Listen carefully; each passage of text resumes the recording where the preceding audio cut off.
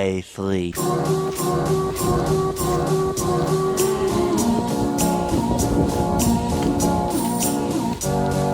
Pagsisnorkeling kami.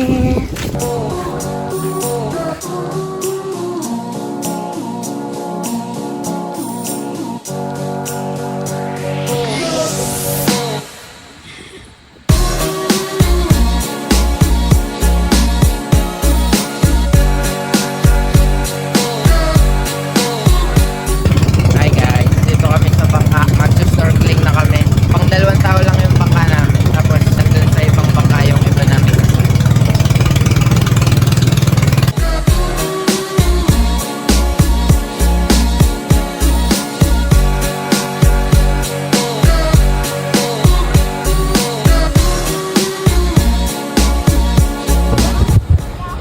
Kami ay papunta sa underwater cave. Tataas muna ng malit na bundok. Matutulis. Ubal. Kaya mo yan. Underwater cave.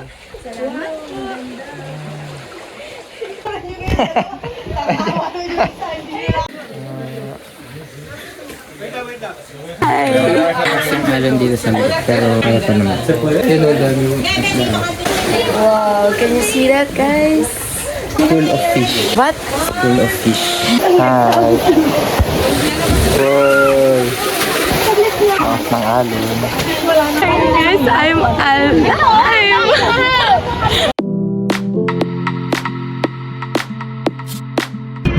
Tapos na kami sa Coral Garden. Sobrang ganda, ang daming isda. Pero sobrang lamig din. Lamig. Punta na kami sa next namin destination. Sorry, medyo malabo yung camera kasi nasa loob ng plastic yung bag para hindi siya babasa. Hindi namin ma-videoan kasi ayokong ilubog itong cellphone sa dagat kahit nasa loob ng bag na plastic kasi delikado. Baka may butas o makalusot ang tubig. Mahirap. Kami ay try kong video yung sa last destination daw, marami din daw isda doon. Na-try ko kahit saglit. Kahit mababaw siya. Tapos nakakita pa kami kanina ng pawika. Buti nakita mo.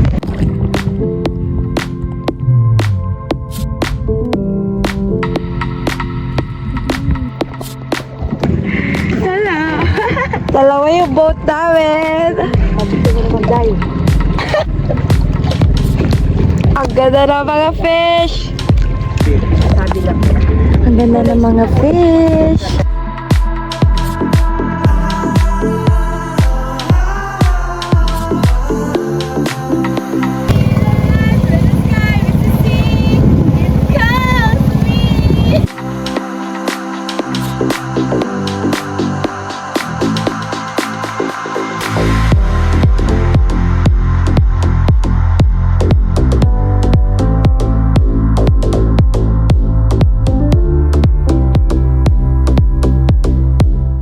Guys, we're done eating. We're walking papunta sa accommodation namin.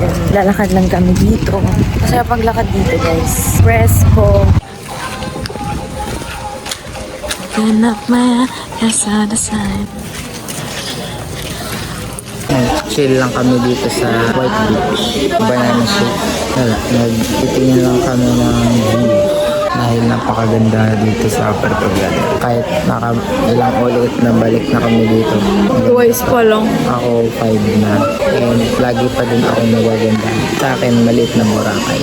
It's our last day today. Tomorrow, we're going home. Oh, ang ganda, diba? Sabi niya, sabihin ko daw sa inyo na na-appreciate ko yung ginawa ni God na nature. See, okay na. Super shy siya. Pero pag sa akin, sobrang kulit niya. Sobra talaga. Kaya kasi pag nasa beach ako, sobrang ganda. Favorite kami. Ulit-ulit naman na siya. Talaga, pag beach talaga.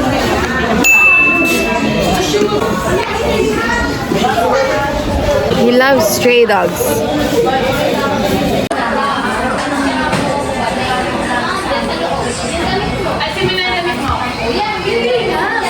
We're going to swim. O diba, see? Ayan na, crocodile na. What? Lagyan mo lang ng parang mga prints. And then lagyan mo ng ice. Yes. Guys, we made something. We made this. This is a turtle, the octopus, fish.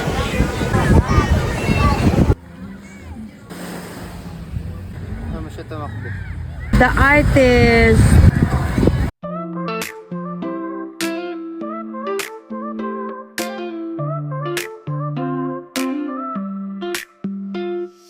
Hi guys, we're out to eat our dinner. Lumabas kami ng White Beach kasi may masarap daw na pizzahan dun sa labas. Nag-date mo lang kami dalawa. We're here sa Arcobaleno. Italian pizza. Italian pizza. Masarap daw dito. Kaya dito kami mag-dinner. Malaki na 300 lang. Budget meal tayo nang nag-e-enjoy. Their place is nice. Soft sands under feet, waves touch like a beat. Golden skies all around, where the love is found. So may fries pa kami na order. Let's eat.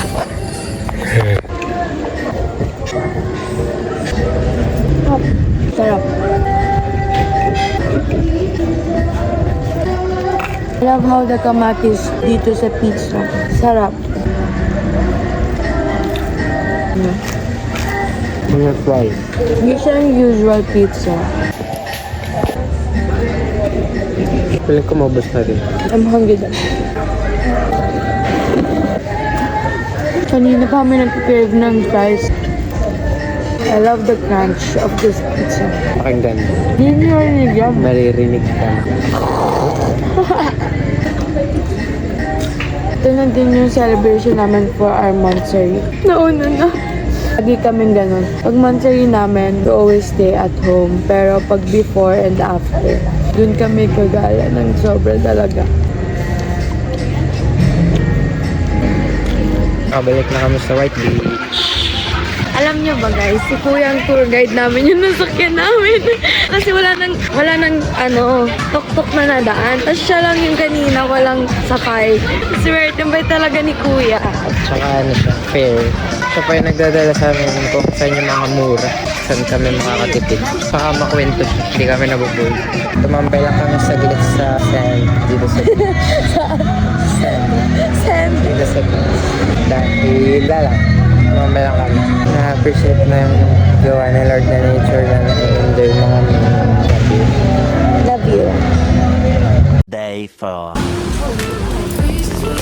Hi, fourth day. Breakfast na kami. Dapat pauwi na kami. Sabi ng tita ko, maganda daw yung weather. Tinan niya, walang ulap. Ganda na weather. Kaya medyo nabitin kami. Kaya nag-extend pa kami ng 1 day. Yes. So, 4th day na lang.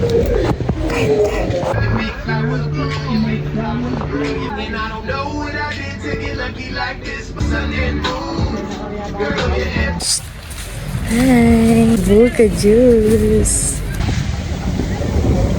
Ang bigat.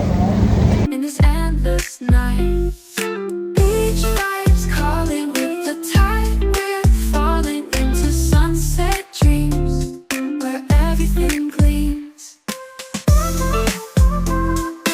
Yan ang aking big boy. Yes. Tinaw na hirap na hirap. Hirap na hirap. Balayusin mo. Balayusin mo. Oh, strong. Ping-camping. Yung truck na may ito. Giyaong.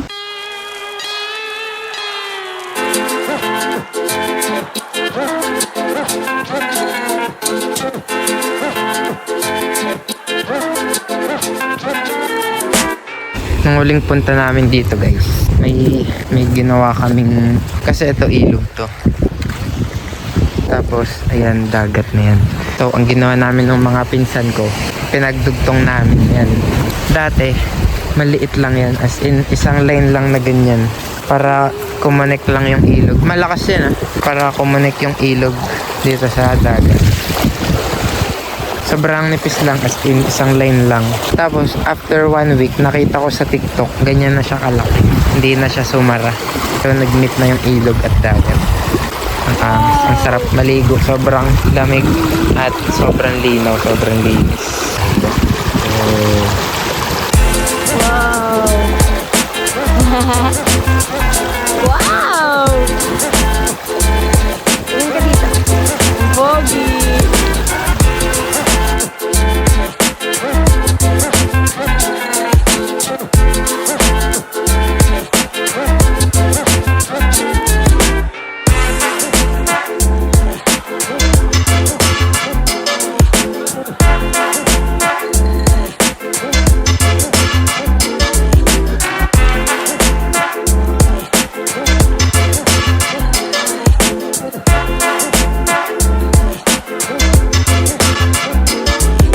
Brown out ngayon. Hindi na brown out. Kanina nag-brown out. Buti na lang dinner time na. We went out, nag-eat lang kami ng ihaw-ihaw. And now we're going to... Saan tayo punta? Yun doon sa may parang Jam House. Doon kami mag-chill. Kanina nandun na kami. Kumain kami ng fries, ng mojos and nachos. And it's so good. Mag-chill na lang kami muna doon. Right, Bal? Nalalambing siya guys kasi naiinis ako sa kanya. Pag nagbablog kasi ako, hindi siya umiimik. Oh, di ba? Oh, tinanggal niya na. Oh, nonchalant na naman siya, mababad trip. Bahala ka dun. Oh, di ba?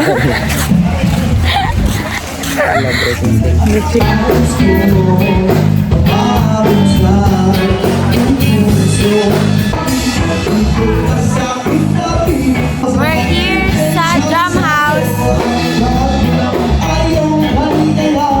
Last night. Uwi na kami bukas. Last night again. Totoo na. Kailangan na umuwi. The next day. Pauwi na kami guys. Thank you Lord for this trip. Doon na si tita, nag-check out na siya. What can you say?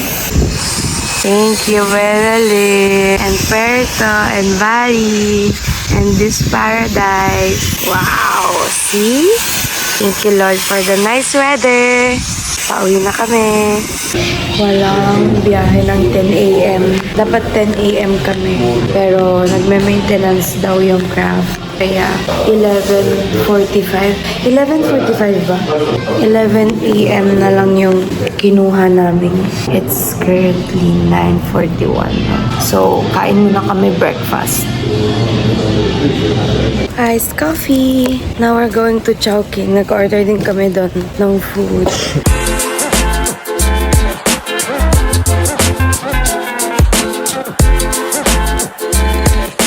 Okay, 11 na guys. Punta na kami doon sa fast craft namin. Nasa Batangas Port na kami.